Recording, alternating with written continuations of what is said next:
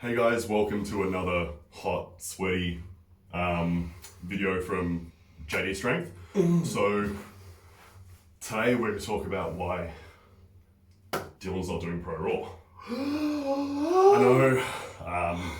Yeah, I'm not doing Pro Raw. And it's a huge deal. Oh no, whatever will we do? Oh! Yeah, so Dylan's quitting powerlifting. He's taking up men's bikini. Yeah, and chest in the off season. Yeah. I feel that's better for my health, you know. Yeah. I don't like really heavy weights anymore.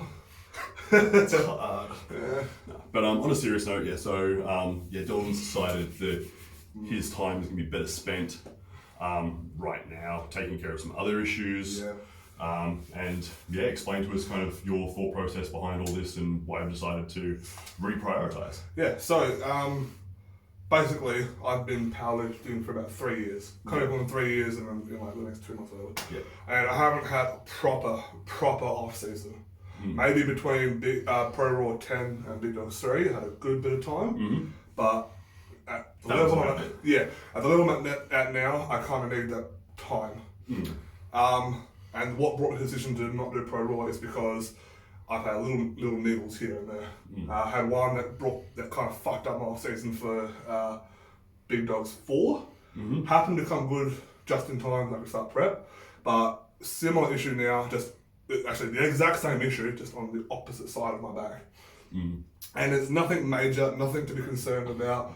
I can still do everything, but like it's that little thing where it's like it could get worse. Yeah. And we don't want that. Yeah. And now that it's been identified as a reoccurring thing, it's been kind of decided that it's more so in Dylan's interest to go, you know what, let's address this, because otherwise it's just going to keep coming back and keep screwing up preps. Yeah. And then I've been doing this every year for the rest of my career. And I don't want that. You guys probably don't want that, depending on how much you love me or not. Yeah. Hey, if you're number 10 all time, you probably think it's a great idea. Brandon Allen. So like, it's something that a lot of people need to think about, more so with powerlifting. People seem to just throw themselves into comps all the time just to be like, oh, like I'm a powerlifter, I need to compete, I'm a powerlifter, I need to compete. And that is true to some point. Like the thing that really sets you apart from a dude who squats, benches and deadlifts heavy in a gym is going and putting on a platform. I'm not saying the person who doesn't squat, bench and deadlift in the gym isn't a powerlifter, but until they go and put it on the platform, those lifts aren't recognized. It's just the way it is. Like, unofficial. Yeah, like it's about getting lifts recorded effectively by some obscure global body. Let's face it, that's not the reason why. Like we're going and getting it judged officially by people who know what the hell they're doing. Calibrated weights. Yeah. Long story short, if you lift in the SPF, it doesn't matter, your lifts don't count. Good squat. Yeah, good squat. Yeah, awesome. Broke at the hips, squat. Hashtag SPF. But anyway, so yeah, it's about making sure that you can go and put those bigger lifts up in competition in the future, not just keep throwing yourselves at meets and hoping something goes well. And it's not just for Big Dogs 5, you know, I'm looking long term as well. Like I want to be able to do Big Dogs 6, 7, 8, 9, 10, and some Pro Raws in between. Yeah. Like, not saying that Pro Raw this year isn't a phenomenal meet and not one of the best in the world. And, you know, if you're a good level powerlifter, this is what you should be aiming for. Not saying that it's not good enough for me or anything. It's just Big Dogs is better.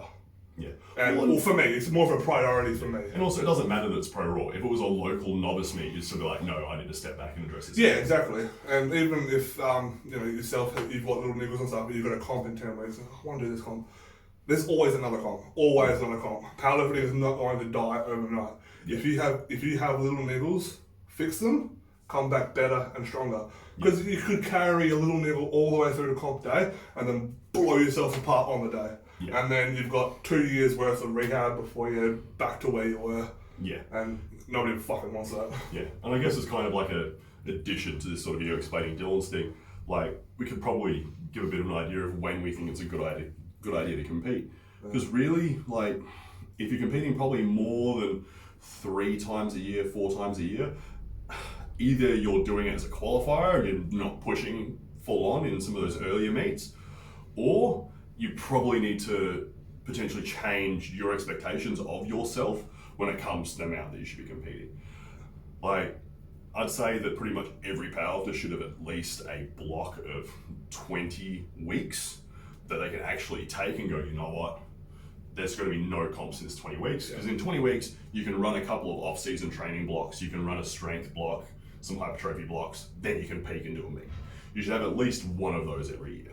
And I generally think at least 10 weeks between meets to really properly like come out of it, recover, retrain and compete again.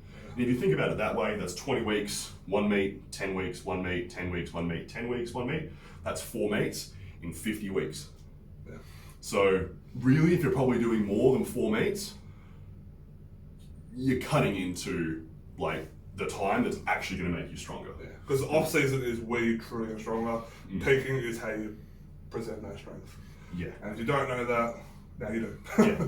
So that's I think that's a really good point to make. Like in peaking, yeah, you will get stronger in some peaks, but that's actually not really the point of the peak. The peak is to get you in a good state to express that strength. Yeah.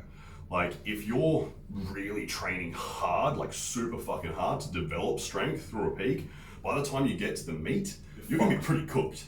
Yeah. Like you're gonna have some joint issues, you're gonna have some like potentially central nervous system stuff going on. Like especially the last few weeks, like hitting heavy singles and stuff like that, that's not getting you stronger. That's just getting you, okay, feel the weight, prime yourself to lift heavy. And that's, I think that's kind of what happened to me for big dogs, because I had, you know, a good 20 weeks of fuckery, and then I had to push real hard for the prep to them to be able to put up some numbers. Yeah. And you know, I still put up a decent total, but it's not what you it's want not it to me. be. Yeah. I could do better. Yeah, absolutely. And that's going to be the goal for Dylan moving forward. Like you're going to take a good amount of time to get your body running 100%. Yeah. I know I still want to see you make 400 pounds. So get heavy. Get heavy. Oh, look at that. Yeah, it's 400 pounds. But yeah, so you'll definitely be seeing Dylan in the future. We'll be trying to cover more of Dylan's training this off season, because honestly, I think that's the thing that people really need to see from you. Like, there's a lot of like, it's really easy to watch like some dude hitting a heavy triple 4 weeks out from a meet, but you haven't seen what he's had to do to make it that he can do that at triple. 40 weeks out. Yeah. Yeah, because a lot of people like, they go, okay, cool, I have a meet at the end of the year, I do get strong. Cool, 5s and 6s and 3s and 4s. No, that's not how you get stronger. It isn't. You do your high reps and then you calm down. Yeah. So you'll see some of that. You'll see how Dylan actually builds this freak of a fucking thing that's standing next to me. Yeah. So yeah, that'll be coming up a bit. We'll still be covering my prep to Pro Raw. So that's something we can talk about in the near future. Yeah. Hopefully I can not hurt myself and have to have a repeat of last year. You've got to squat at least 80. Yeah. Oh man, like I need at least 82.5 to beat my last year's squat. Well, there you go. But that's moving really well, so we'll cover that soon, and we'll see you guys in the next video. Enjoy.